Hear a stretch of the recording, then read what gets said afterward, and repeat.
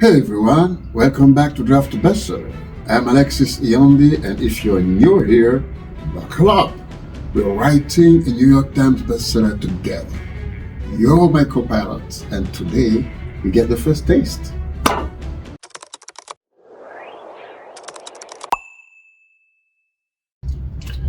Last time I shared the art of the story.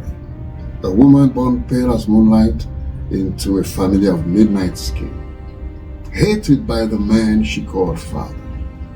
Sounds like fairy tale? It's not. This is raw, real, and rippling with jealousy, greed, and a hatred that outlived its makers. You voted. 80% said we will hit that bestseller list. And my accent, you said, keep it. So, no robot voices here, just unfiltered storytelling. Let's dive in.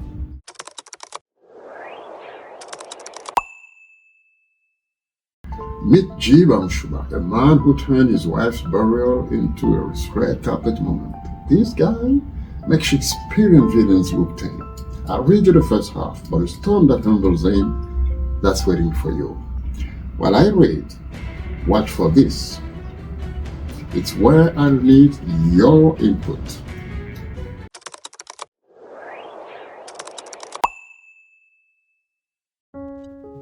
Bunaberry, Douala, December 3rd, 2005. The mourner's testimony stretched on, thick with performative grief. Tradition dictated that G. Bamshuba bury his wife in Bonundale, his ancestral village 15 kilometers away. But 30 years prior, it swindled the villagers out of a third of their land, first as their trusted advisor, then as the ghost buyer of fields he never paid for. Now, even Bonundale's dirt rejected him, so Jiba, ever the opportunist, turned Justine's death into another stage for his imagined grandeur, digging her grave at their home, a burial fit for an authority in Douala, or for a man who only played one. Justine, a daughter of the Ediscaisa nobility, drew a crowd by blood alone. Guests overflowed into the street. Most were there because they knew someone who might be grieving, a web of obligation woven tighter with every degree of separation. Few came to mourn. Most appeared out of duty, hunger for gossip, or hunger itself, already calculating how much chicken they could pocket from the buffet. The garden, though, held Jiba's hand-picked cast, teary-eyed relatives, some genuinely grieving, others expertly faking it. The choir, whose harmonies couldn't mask their sad eyes, and every big donor Jiba had strong-armed into funding this farce. The pastor played his part with the gravitas of a man earning his fee. His liturgy droned, hollow as a drum. He could have auctioned phantom land mid-sermon and no one would have noticed. Yet at times, the plaintive vibration of his voice, amplified by loudspeakers to the end of the street, barreled into the mourner's tear ducts and clawed at heaven's mercy. As wails crested like a discordant orchestra, 4 pallbearers lowered the coffin, each movement measured with solemn precision under the weight of scrutiny, as if a stumble might bar Justine from paradise. Some believed heaven awaited her as compensation for 40 years of marriage. They didn't know the half of it. The same man who forged deeds and lied to widows had broken her.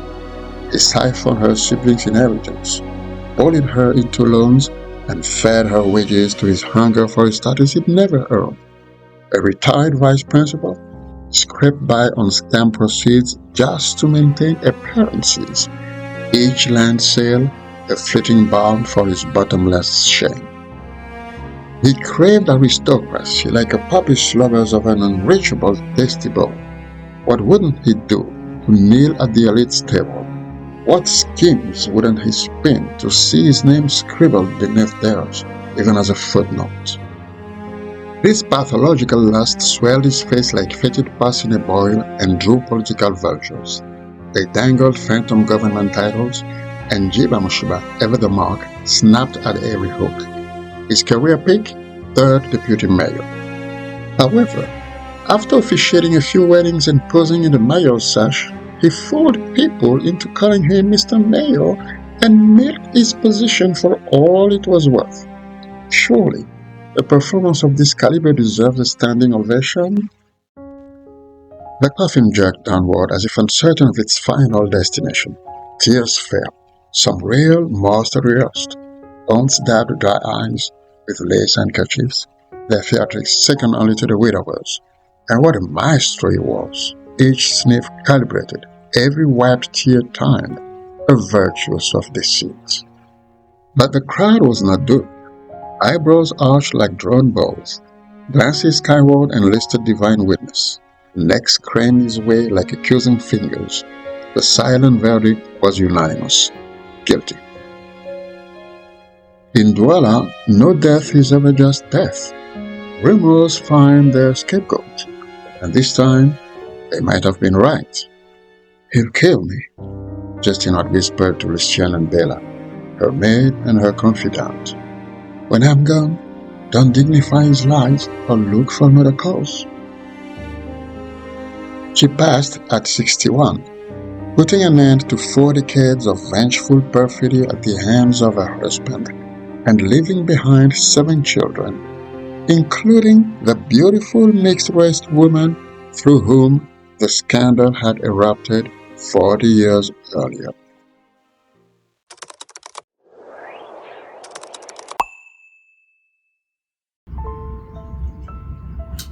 That scandal from 40 years ago, it's why this funeral defies heaven.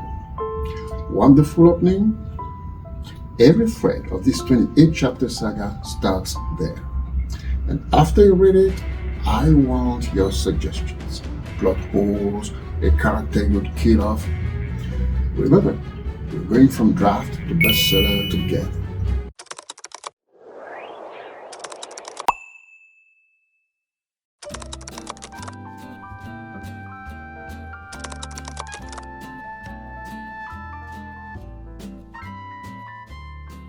Comment now. This novel starts how you decide.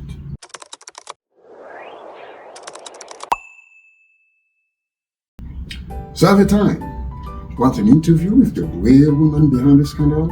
She said yes, but only if you demand it. Battle of the names. Love Jiba and Justine, or should I rethink them? Comments below.